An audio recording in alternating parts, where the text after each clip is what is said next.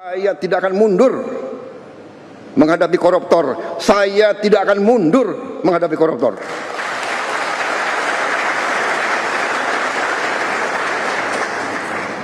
Mereka harus mengerti, saya ini siap mati untuk bangsa dan rakyat ini.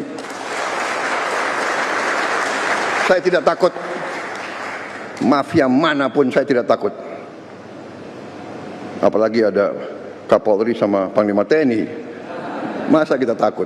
Apalagi guru-guru akan membantu saya, ya.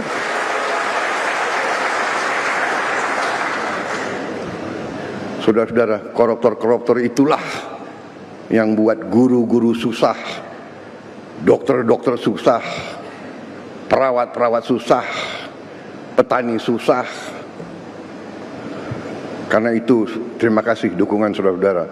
Kita bersama akan menghadapi maling-maling itu, dan kita akan mengusir mereka dari